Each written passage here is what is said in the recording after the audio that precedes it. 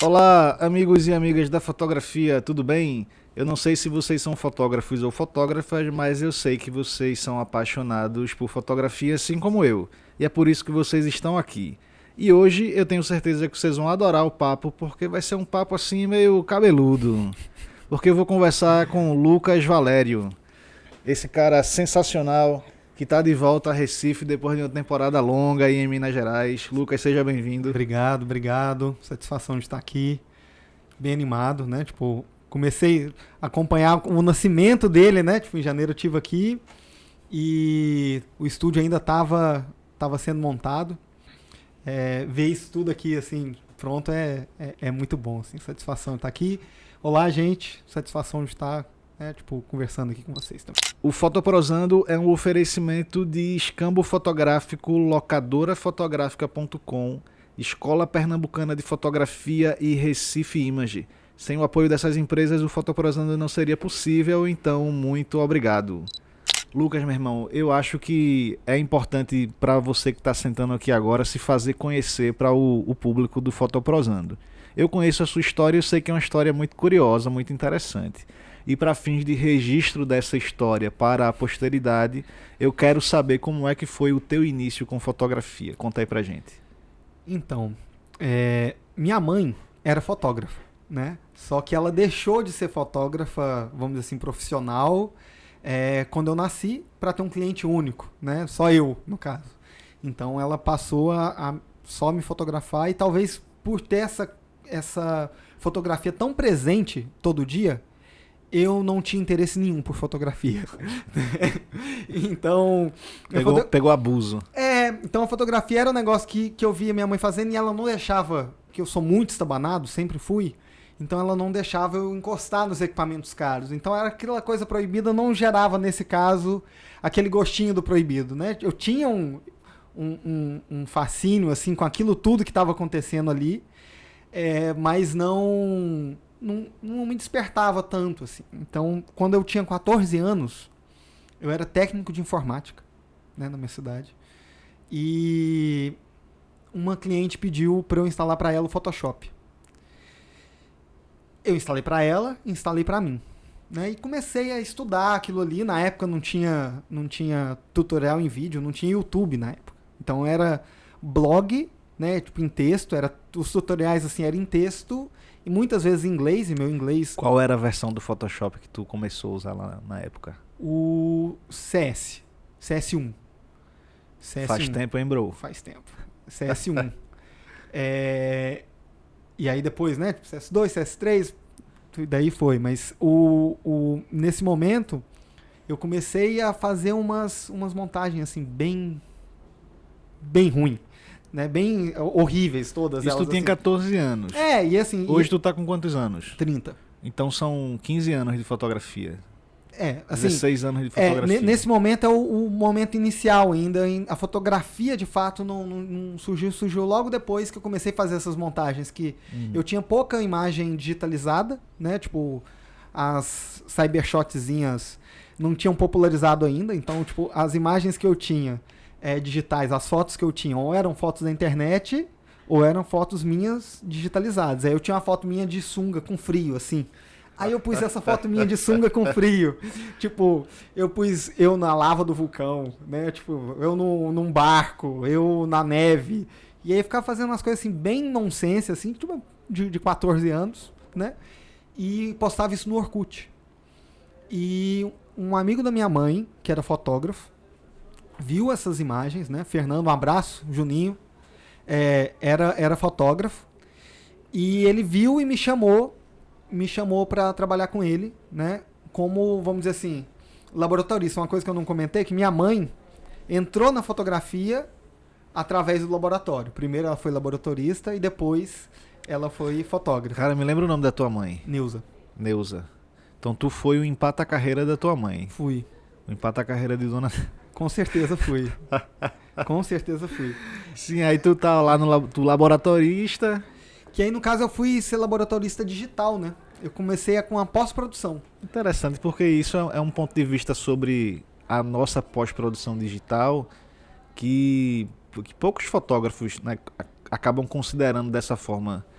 Mas as ferramentas digitais que a gente usa hoje para fazer pós-produção, elas são herança do laboratório. Total. As ferramentas do Photoshop imitam as ferramentas do laboratório químico, né, cara? Muitas vezes a pessoa não presta atenção no íconezinho da ferramenta, mas é uma transcrição, né? Tipo, é um íconezinho de uma ferramenta que era usado no laboratório. E era que tipo de fotografia que tu tratava nessa época, agora, depois desse momento de transição para a edição como profissão? Então, eu acho que foi muito importante para mim esse local, né? Chamava Impacto Arte Visual. Então, eram 2 fotógrafos, né? Era o Juninho e a Elianinha. E era tudo de fotografia, vamos dizer assim, dentro da cidade. Então, o foco maior do Juninho era casamento, e da Elianinha era uma fotografia infantil, né? Tipo, fotografia de escola, colégio. Mas tinha fotografia de produto, tinha fotografia, né? Tipo, de evento social diversos, assim. Tipo, desde festas de amigos lá, a cidade, né? Tipo, chama Formiga. Lá tinha uma festa que eu fotografava e tratava, que chamava o Formigueiro, que era tipo dos senhores que tinham saído da cidade há mais de 50 anos, e aí eles voltavam todo ano para essa festa. E, tipo, os senhorzinhos assim de 70, 80 anos, era uma festa sem música nenhuma para as pessoas poderem conversar, né? Todo mundo sentadinho assim. Então era todo tipo de evento, né? Então nisso foi me dando uma bagagem de diversidade mesmo na fotografia, assim. Tava consumindo todo tipo de foto tipo comercial de foto que se pudesse fazer numa cidade do interior. Exato. E aí, a partir daí, eu fui tendo contato. Depois disso, eu continuei trabalhando com outros fotógrafos, né? Tipo, eu saí de lá, fui para Curitiba. E continuei trabalhando com um monte de outros fotógrafos, como com essa parte de pós-produção, fazendo assistência nos casamentos, fotografando como segundo fotógrafo, mas principalmente nessa parte de pós-produção. Sempre foi teu forte. Acho que por causa da introdução no Photoshop. Exato. Sempre foi o que eu mais fiz, né? E era a primeira coisa de foco, assim, quando ia procurar alguma coisa, assim. Muitas vezes a fotografia, no meu caso, eu faço, sempre fiz, continuo fazendo, mas ela fica em segundo plano, vamos dizer, na carreira, perto da pós-produção. E é uma pós-produção, nesse caso, voltada geralmente para outros fotógrafos. É muito mais um processo de laboratorista mesmo, do que tipo uma pós-produção criativa, de fazer montagens. Faço também, mas assim, é muito mais um caminho nessa fotografia comercial, vamos dizer assim, é muito mais um processo de laboratório. Eu me pego pensando se o cara que, na época da fotografia química, o cara que era laboratorista, se ele também era fotógrafo, ou se ele necessariamente tinha que ser fotógrafo para compreender fotografia no laboratório. E eu fico me perguntando se esse cara, ele de repente não encheu o saco de ver tanta foto e não queria saber de fotografia depois do laboratório. Será que era assim? Não sei. Posso perguntar pra minha mãe. No caso da minha mãe foi o contrário, né? Ela quis ir pra fotografia. Então, no caso dela, de uma fotógrafa, a gente sabe que veio disso, assim. O restante eu não sei. Mas, assim, eu acho que pode ter os dois caminhos. Porque o processo de laboratório tem processos, de certa forma, assim, muito subjetivos fotográficos, né? Então, o lance da luz tocando ali, Você está pensando imagem, né? Você está pensando como a imagem vai ser lida, eu acho que muito mais do que qualquer outra coisa, né?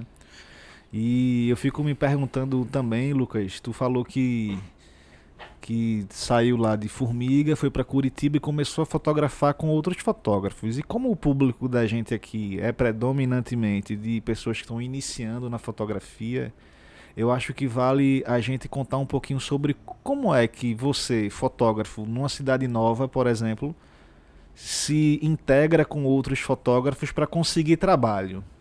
Nesse caso, como era que tu fazia? Eu vou contar como que eu comecei lá, né? Nesse caso. Eu fui num show, né? Fui num festival, inclusive do Ave Sangria. Na época eu não sabia que eles ainda estavam, né? Tipo,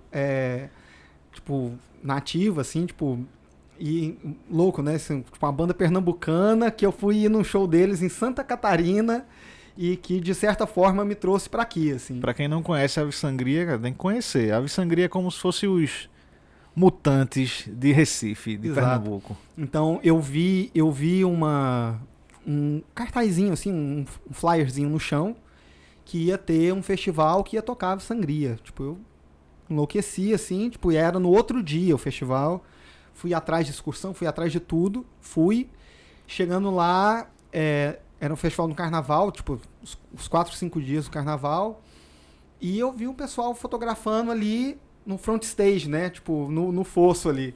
E eu falei assim, cara, as fotos daqui estão legais, mas se eu for pra lá, Chegar pertinho. chegar pertinho vai ser mais legal ainda, essas fotos, né? E aí eu chamei um cabeludo, Renáculo, um abraço, Renáculo, se você estiver vendo, saudade. Eu chamei um cabeludo lá e falei assim, cara, como que eu faço pra entrar aí?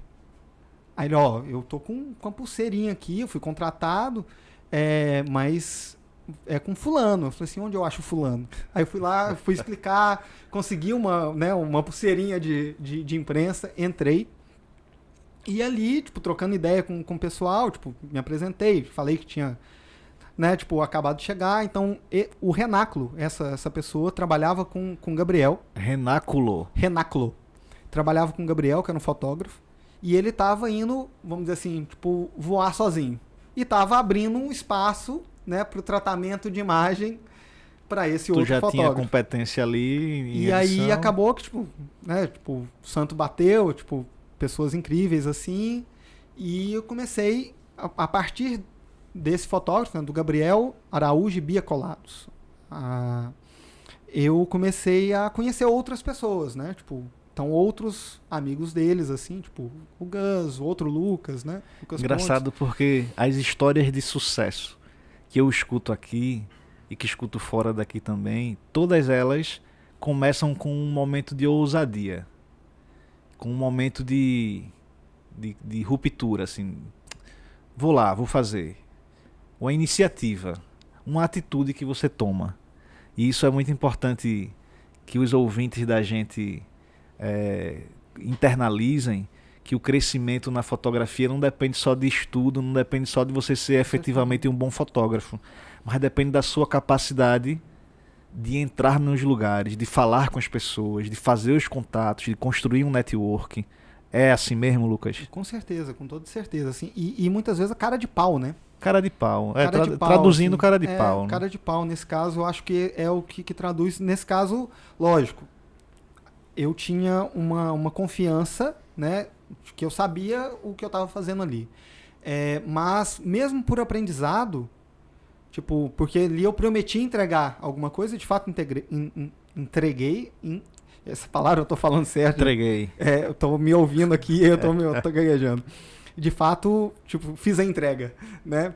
E tanto que depois eu cheguei a ser contratado pelo festival, né? Tipo, no outro ano eles não puderam, eu fui pelo festival. E esse lance de fotografia de show, eu ouvi o do Siddhartha, eu tive uma dificuldade muito maior, no caso, eu gosto muito, mas no interior, né, tipo, eu não tinha tanto contato com músicos, né? Tipo, eu não tinha esse contato. E como que eu fiz para ter esse contato, esse background já de fotografia de palco?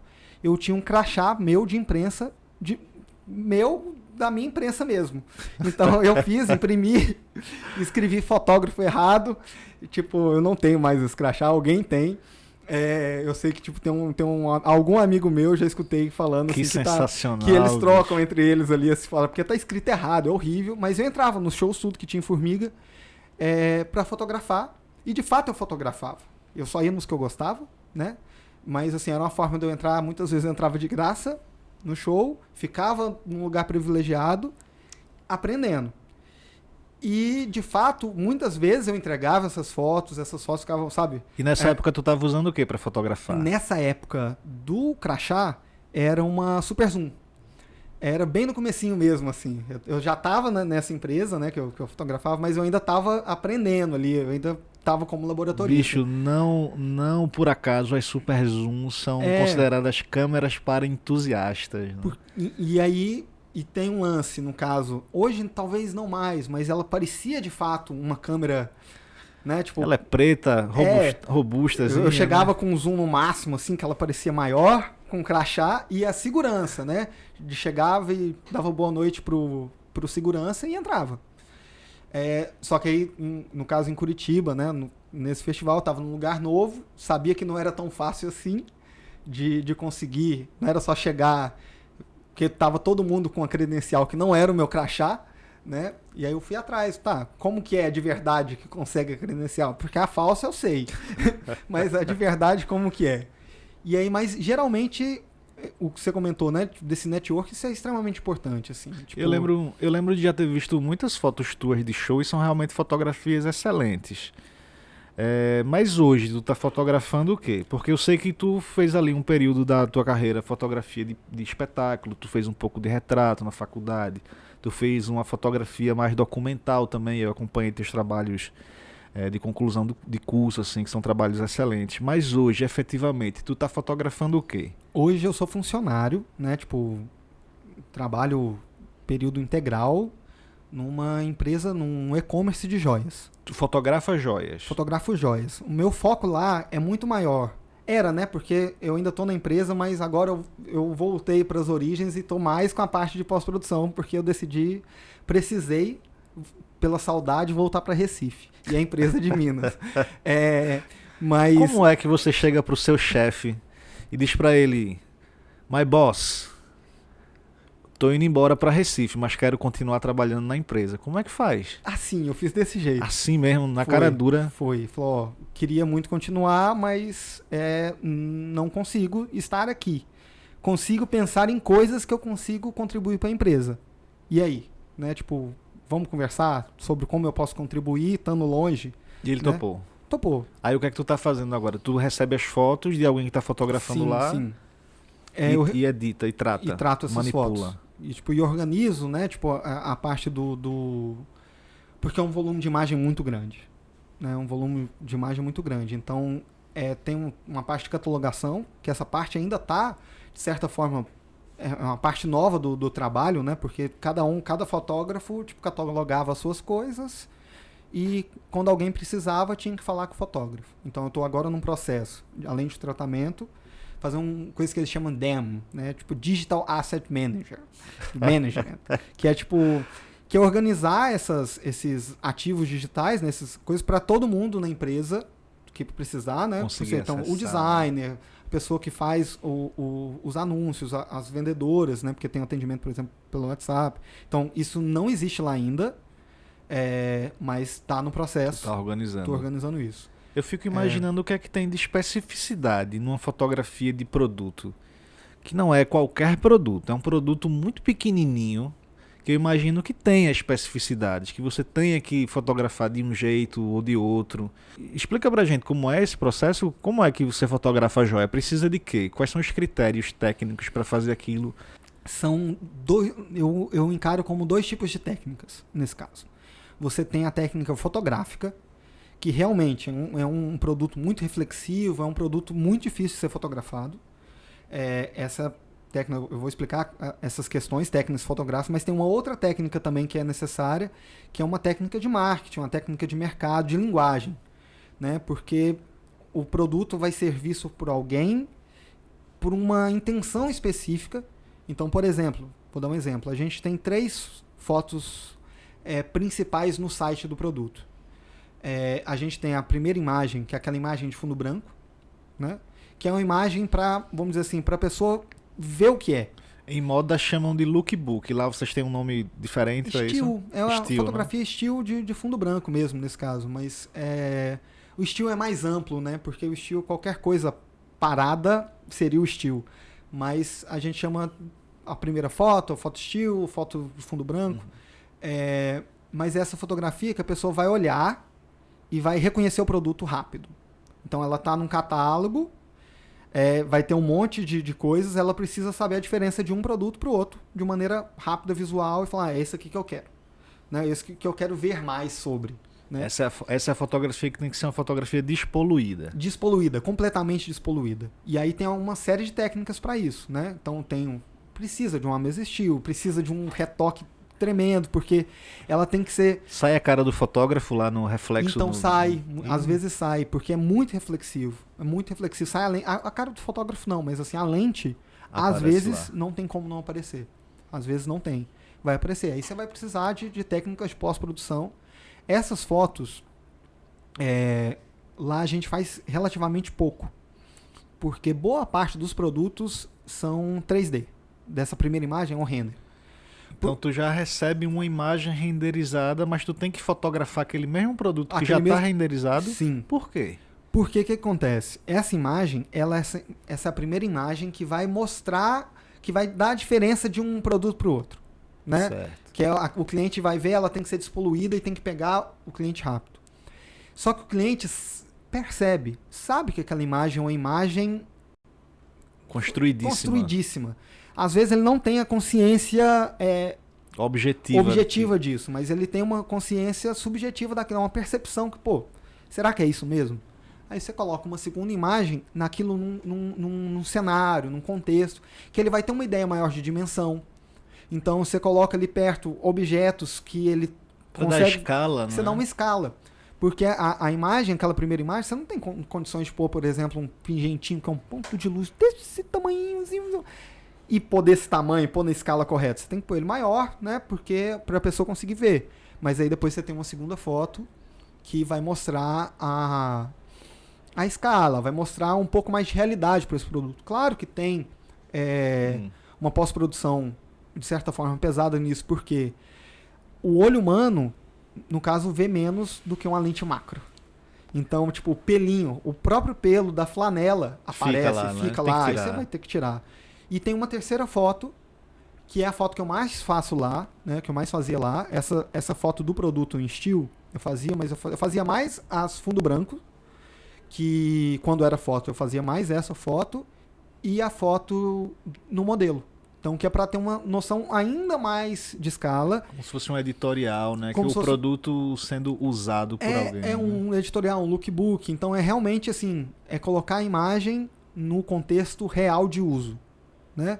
Mesmo que, às vezes, esse contexto real de uso seja uma fotografia de estúdio, que não é o real, o estúdio que eu digo assim, fundo branco ali, para ter um padrão. Mas ter a figura humana, alguma coisa, né, que faça referência ao uso. E aí a pessoa consegue ter uma noção de proporção, de fato, de como que ela vai ficar. De como é o caimento daquilo no corpo, né? Que aí é o segundo passo, que eu falo assim, a segunda técnica, né? Que não é a técnica fotográfica, de fato ali, técnica da câmera, mas é uma técnica de linguagem fotográfica. Comunicação. Que é comunicação. Então, que tipo de público que vai receber isso, né? Então tem uma diferença. Você vai fazer uma foto e seu produto é um produto voltado para o público A+, é um tipo de foto. Se seu público é um público classe C, por exemplo, classe D, é um outro tipo de foto. Não só por uma questão de classe, mas assim, de direcionamento mesmo de comunicação. Perfil de consumo mesmo. Perfil de consumo. Então, é um produto mais premium, né? mais assim, considerado mais nobre. Geralmente a estética dessas imagens vão ser um pouco mais clean, né? Isso geralmente. Isso também muda de tempos em tempos, tem modismos nisso, né? Então, estou falando isso hoje, mas pode ficar datado daqui a um certo tempo. Então, tem uma questão de comunicação aí muito importante. Direção de arte voltada muito... Mas quem decide isso na empresa é o fotógrafo ou é essa figura de um diretor de arte, por exemplo? Então, lá era o fotógrafo. Lá, no caso, então, sou o fotógrafo também é diretor de arte. No caso lá, seria... Eu faço esse papel lá. Não eu sozinho, né? Tipo, tem uma equipe de marketing maravilhosa. A hora de reclamar um salário melhor é essa, hein? Pois é. Acumulando função? Então, mas tem muita gente acumulando função ali. A parte que eu confesso que até, de certa forma, tem um pouquinho do que eu gosto lá na empresa, é essa horizontalidade de eu conseguir acessar outras áreas, né? Então, eu consigo acessar não na questão de fazer, mas na questão de estar em contato próximo com outras áreas, que não a fotografia, sabe? Essa parte eu gosto.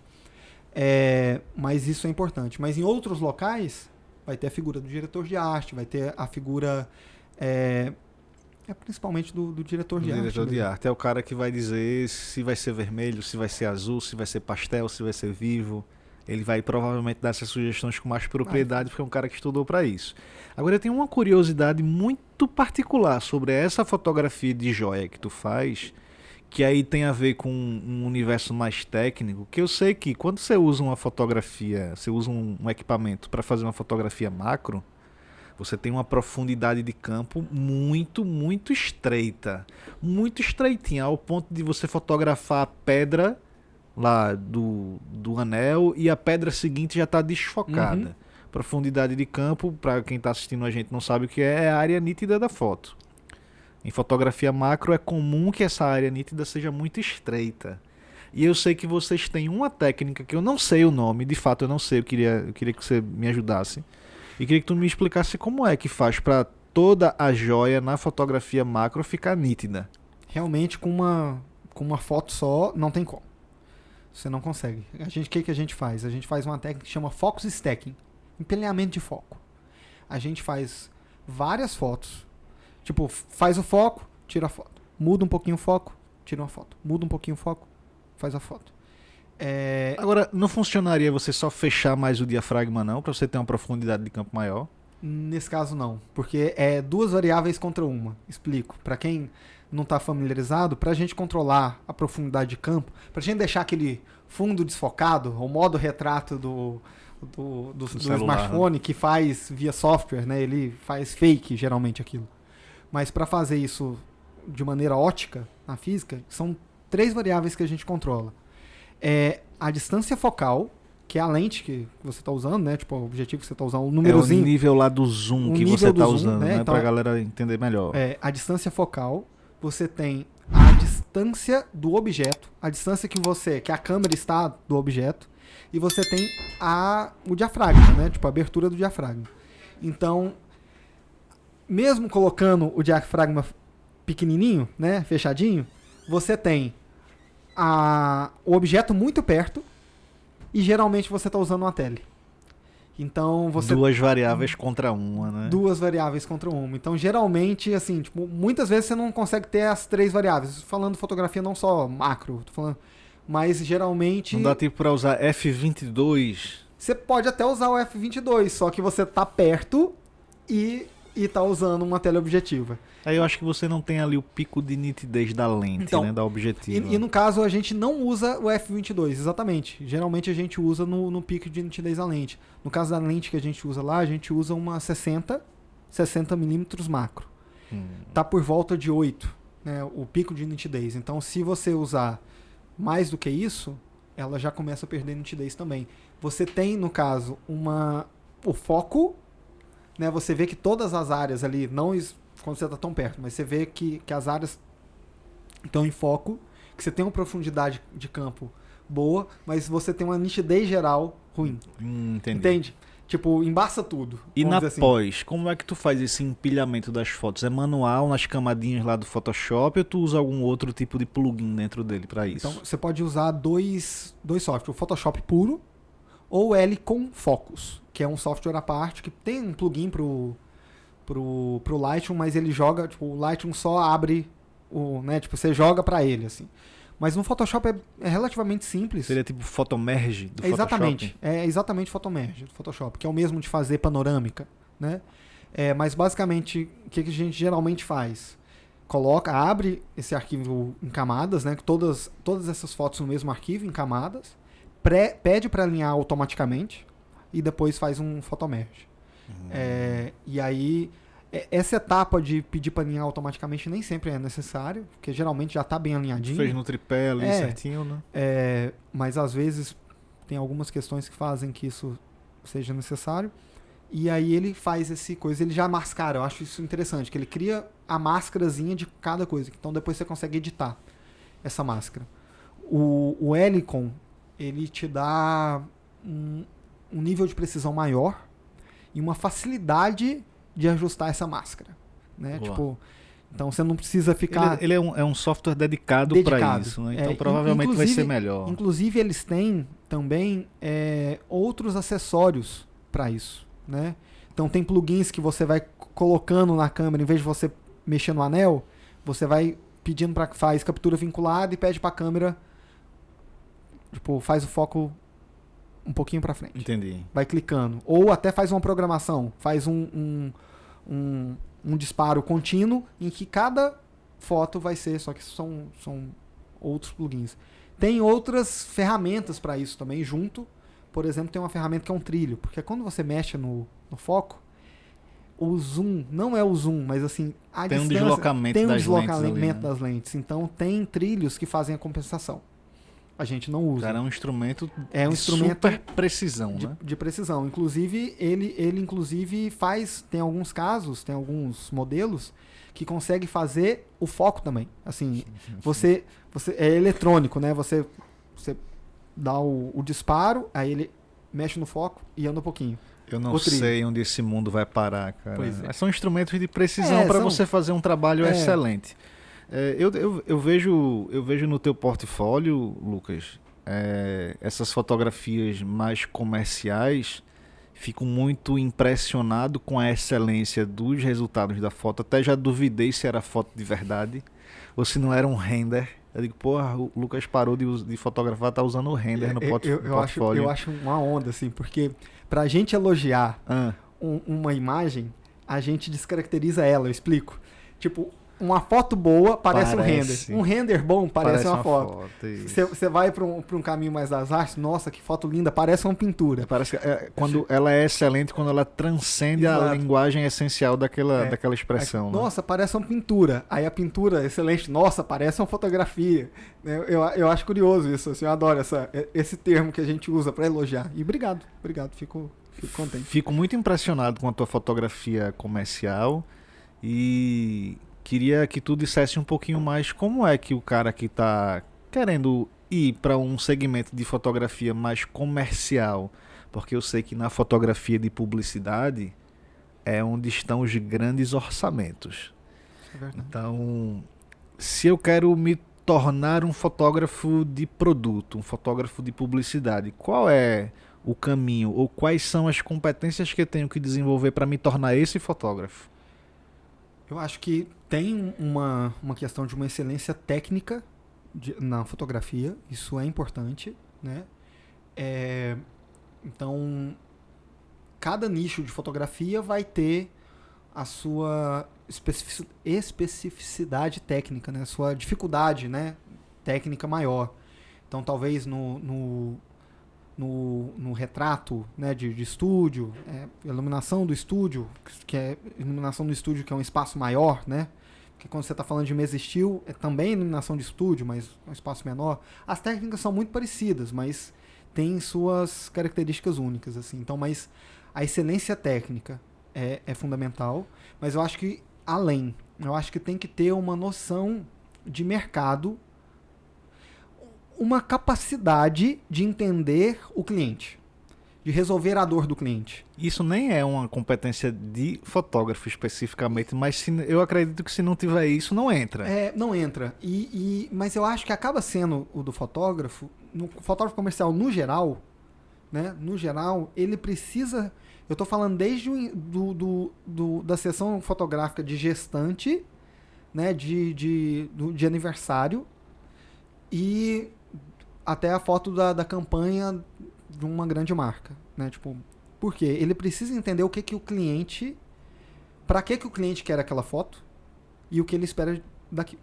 E muitas vezes, no caso da fotografia, vamos dizer assim, mais social, não só de eventos sociais, mas que o cliente é a pessoa física, a pessoa física é um pouco mais fácil de entender, porque todo mundo é pessoa física, né?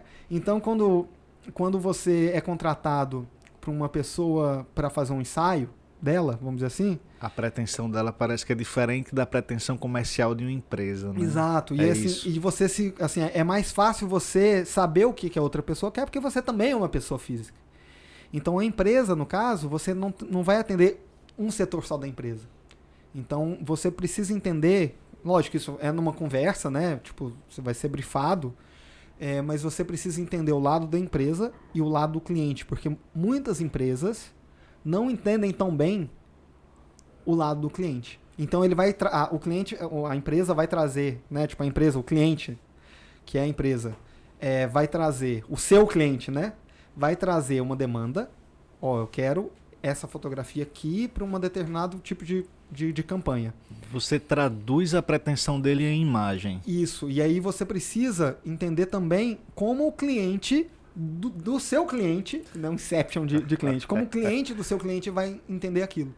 Então, é comunicação. Então, o fotógrafo é um comunicador, de certa forma. Então, nesse sentido, foi importante para tu ter feito uma graduação, um curso superior em fotografia? Nesse sentido, sim. Tu teria se tornado o mesmo profissional sem a formação superior? Não, porque eu tenho essa consciência da comunicação, né? Isso tu conquistou na graduação? Na graduação, que foi, no caso, né, para quem não sabe, a gente estudou junto, né? A gente fez a graduação na ESO junto.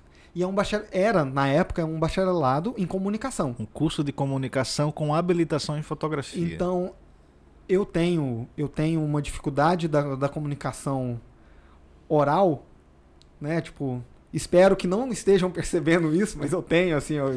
Que modéstia, tá o rapaz aqui com a oratória perfeita. Eu divago, mudo de assunto, é edição, isso aí que vocês estão vendo. Se tá funcionando, é competência desse cara aqui que editou bem, assim, porque assim, eu mudo de assunto no meio, igual eu tô fazendo agora, mas... A gente tem chamado isso de hiperlink. Hiperlink. A conversa da gente é como se fosse você navegando num portal na internet. Você está lendo um assunto que tem um link que leva você para um outro lugar que você pode voltar ou não. Geralmente eu não volto. Geralmente né? a gente deixa não a aba volta, aberta, né? As 3.000 abas abertas e não volta. Mas voltando, né? Fazendo um esforço para voltar. Estávamos na graduação na ESO, curso de comunicação com habilitação em fotografia. E esse exercício de entender a fotografia enquanto meio de comunicação, enquanto ferramenta de comunicação, eu acredito que fotografia ela é apenas uma ferramenta para várias coisas. E uma delas é de comunicação, né? Então, esse entendimento facilitou muito isso, né? Facilitou muito essa percepção e que facilita no trato com os clientes, que facilita de entender, tipo, traduzir o que o cliente está querendo. Ele vem com um briefing e eu consigo entender, com base no público dele, como vai ser a melhor linguagem, qual vai ser a melhor forma, né, de comunicar isso. Por quê? Igual a gente estava falando, né, tipo, um pouco atrás. Não é toda foto, né, que vai ser para todo público. Então, uma loja X é um tipo de linguagem. Uma loja Y vai ser outro tipo de linguagem, porque o público é diferente. Não tem como evitar. O entendimento disso vai vir de um estudo de marketing e comunicação. Exato. Então, vai ter fotografia, por exemplo. Hoje eu faço fotos de joias, que é para um público bem amplo. É um público bem amplo. Então, ela tem que ser uma fotografia palpável. Ela tem que chegar em todo mundo. Mas eu tenho, inclusive, amigos e pessoas próximas que fazem fotografias de joias, às vezes nem mostra joia. Eu tenho uma amiga, né, que eu gosto muito do trabalho dela, ela é uma joalheira. Como pode? Então, ela é uma joalheira, né? No caso, ela faz joias, né? Ela é ourives.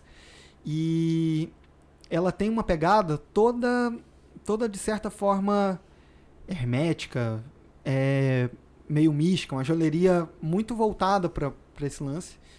E ela tem um ensaio fotográfico que eu acho maravilhoso, que ela usa, em vez das joias, as ferramentas de joia. Então ela tá com... Não é ela, na verdade, é a modelo, tá com um colar, que é o colar é um alicate, né? Isso na água. E comunica muito pro público dela, eu acredito, assim. Eu vejo aquilo e eu faço assim, cara, isso aqui mostra o que é a empresa, sabe? Pra mim. E tem o público que vai ver aquilo ali, vai compreender o que ela tá querendo dizer, porque ela tá falando a linguagem do público dela. Exato. Ela não tá vendendo alicate pra pendurar no pescoço. Não é isso que ela tá fazendo. Não sei nem se ela vende, porque às vezes aparecer alguém querendo comprar, ela pode querer vender. Então, pra quem tiver, né, tipo, interesse, é Luísa. Não, eu acho que a empresa dela é Hermética Joias. Então tem uma outra pegada, né? Tem uma outra pegada, é um outro tipo de fotografia. Que também precisa dos mesmos... Tem um cenário básico aí, porque também tem a fotografia do fundo branco, e isso vai ter isso não vai ter para onde correr. Mas são essas nuances do que o cliente está esperando e o que comunica melhor para o cliente. Tá, entendi. Você, para entrar no mercado de fotografia de produto, fotografia publicitária, você tem que entender de comunicação. Sim. A sua fotografia vai ser uma ferramenta de venda. Você precisa compreender uma série de questões relacionadas à comunicação e, evidentemente, você precisa ter ali um domínio técnico, porque você vai enfrentar questões como essa da profundidade de campo, por exemplo. Sim. Que se você realmente não souber como resolver coisas com a sua câmera fotográfica, você não vai conseguir o resultado. Entendido isso. E além desse conhecimento sobre comunicação, além desse conhecimento mais técnico sobre o fazer fotográfico, o que mais que um fotógrafo de publicidade precisa ter? O que é que ele precisa dominar? Eu entrei por um caminho um pouco mais fácil, né? Eu entrei já numa empresa. Então eu tenho outros clientes, mas eu tenho um cliente único, né? Que é a Virtual Joias, no caso. Então eu entrei num caminho mais fácil, que eu não preciso tanto vender o meu trabalho, né? Então o meu portfólio prévio... É por isso que tu é um fotógrafo... É por isso que tu é um fotógrafo que não usa Instagram? Sou low... Não é nem... Tem gente que é low profile. Eu sou no profile. Né? Tipo, no profile. Esse rapaz, não adianta procurá-lo no Instagram, porque ele não está lá. Ele até tá. Minha última publicação foi em 2018. Inerte, estático. Porém, sempre em movimento, né, Lucas? Que é esse movimento muito de bastidor, né?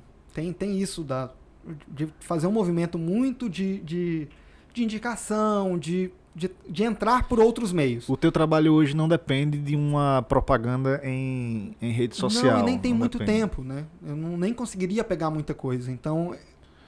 Cara feliz do CLT, que não tem que fazer rede social, né? Pois é. Pois é. Essa eu acho que é uma inquietação de 9 entre 10 fotógrafos. Mas isso é uma das coisas que é necessário. Então, a fotografia precisa ser vista. Então, o primeiro cliente, você tem um entendimento de comunicação, né? Eu falei, você precisa ter um domínio técnico e um entendimento de comunicação, de vendas, né? Para atender o cliente. Então, o seu primeiro cliente vai ser você.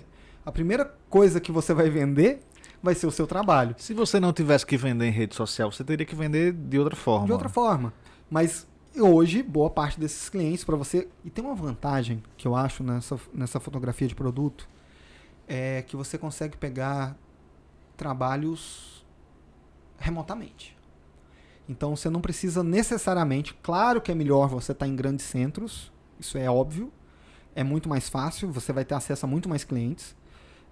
Mas é possível uma pessoa, tipo, do interior... Vamos colocar, do interior aqui de Pernambuco, por exemplo, que está longe, né, tipo, do grande centro São Paulo, ali, que a maioria das empresas estão. Mas é possível. Hoje é muito possível você fazer trabalho para essas empresas. E tem dois caminhos, assim, tipo, tem duas formas que as empresas fazem para contratar fotógrafos de outros locais. Você pode tanto receber os produtos, ou você pode pegar o produto no local, se for uma empresa grande o suficiente para isso. Por exemplo, Coca-Cola. Não é impossível a Coca-Cola contratar fotógrafos de qualquer lugar. Porque você pode, estando no interior, estando em qualquer lugar, pegar a lata, comprar uma lata, depois eles te reembolsam ou não. Às vezes eu já ouvi história, eu conheço, tem colegas que fotografaram para a Nike. E eles pegaram um tênis na loja de tênis. Sim. E fotografou e foi reembolsado. E ele ficou com o tênis. Porque assim, ele precisava pegar não era uma loja da Nike. Que matemática maluca, hein, cara? Mas isso é possível. Assim, e hoje tem uma coisa que eu acho que é interessante, que muito por conta da pandemia, teve um crescimento muito grande de pessoas entendendo que não tem como ficar fora do online. Assim, muitas lojas que não encaravam isso como uma possibilidade, lojas pequenas, empresas pequenas, marcas pequenas, passaram a enxergar no online uma possibilidade também.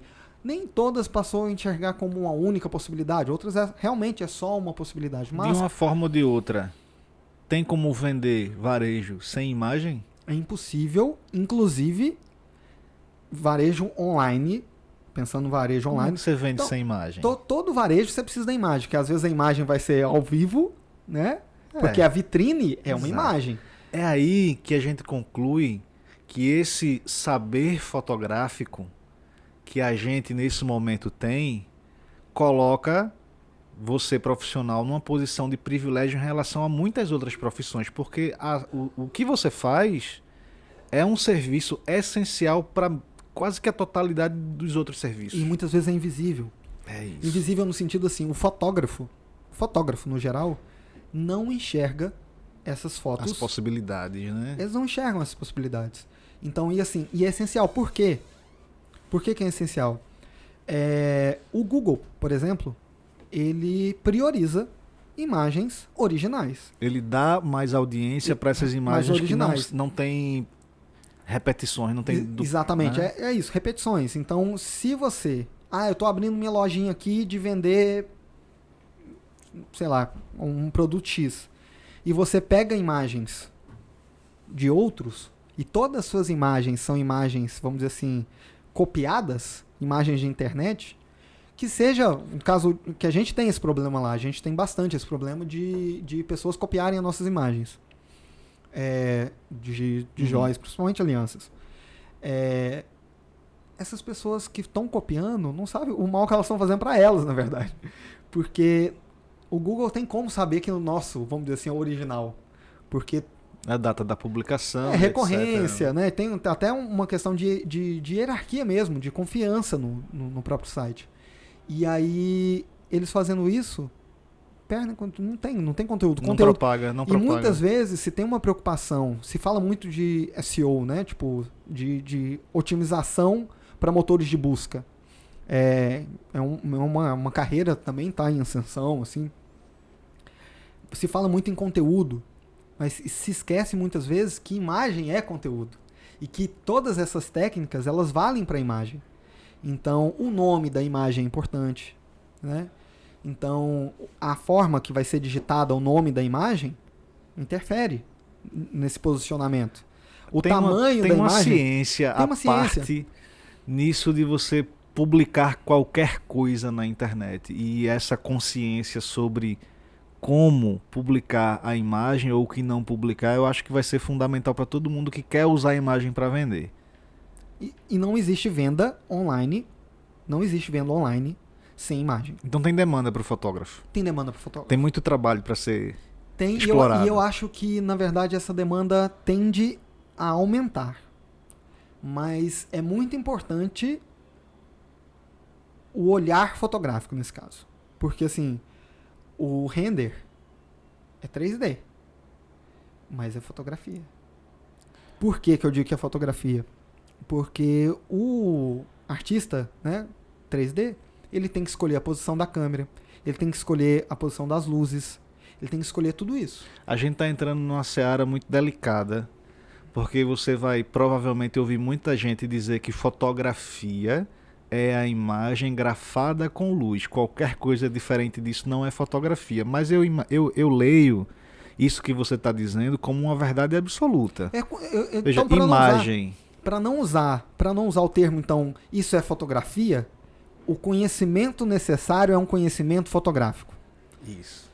Né? Vamos colocar num termo menos polêmico. Fotografia é um termo popular que a gente está usando para falar sobre imagem.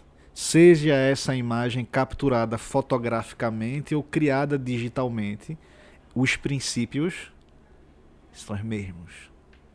São os mesmos. Então, cara, se isso aqui eu vou chamar de fotografia ou de render, para mim não importa. É uma imagem. E o princípio que eu vou estabelecer no processo de produção dela é comum. É comum, super comum. Então, o nome que a gente dá para a coisa é importante, mas não é tão importante quanto o propósito dela em si. E é muito importante esse outro conhecimento junto, que é para que eu estou fazendo essa imagem. Qual é o papel dela nesse lugar? Então, o papel do render Desculpa. O papel do render nessa imagem do site do e-commerce tem outros papéis. Vai ter outras imagens dentro de um site que não a imagem da thumbnail do produto. Né? Você vai ter imagens realmente para layout, para uma série de outras coisas, né? Tipo, para desenhar uma campanha, para um banner. Mas aquela imagenzinha, aquele quadradinho de fundo branco, então ele tem um papel que é o papel da pessoa visualizar o produto sem distrações. Bro, eu tô sentindo que o papo da gente, ele tá se encaminhando para um assunto que muito me interessa, porque eu tenho uma inquietação com o futuro. Eu tenho uma inquietação sobre que tipo de assunto a gente vai estar tratando daqui 10 anos. E eu sei que, inevitavelmente, a gente vai sair desse tema do render, da fotografia em 3D, da forma com que se consome imagem, o que é fotografia ou não. A gente, assim, sem dúvida, vai cair num NFT, num metaverso, mas eu acho que esse tema específico ele precisa de um capítulo, de um episódio dedicado para ele. A gente vai, aí vocês que estão assistindo, vão ver provavelmente que o Fotoprosando vai se transformar numa outra coisa.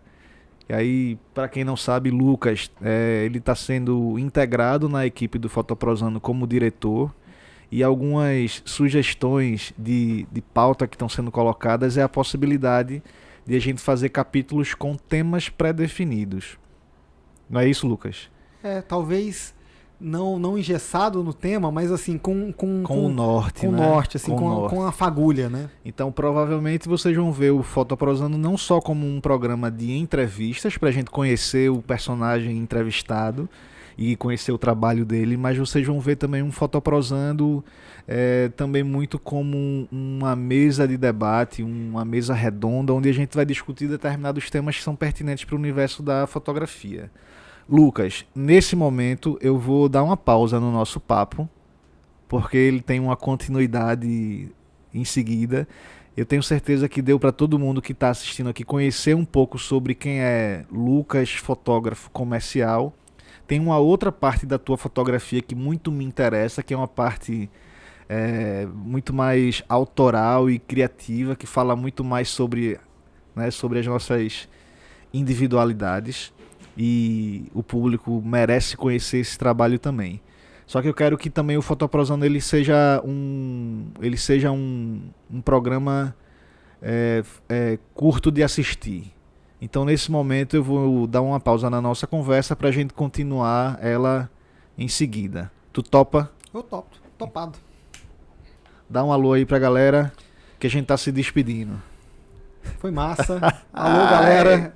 Eu sou ruim com despedidas, gente. Gente, eu acho que esse foi o episódio do Fotoprosando que eu particularmente mais esperei fazer, porque Lucas estava na concepção, no primeiro momento, nas ideias do Fotoprosando. Só que aí, né, as circunstâncias levaram ele para Minas Gerais. Agora tá de volta porque a saudade bateu, né? Bateu a saudade. Voltei Recife. E agora a gente vai conseguir colocar esses projetos da pauta pra tela. Fechado? Fechado. Massa.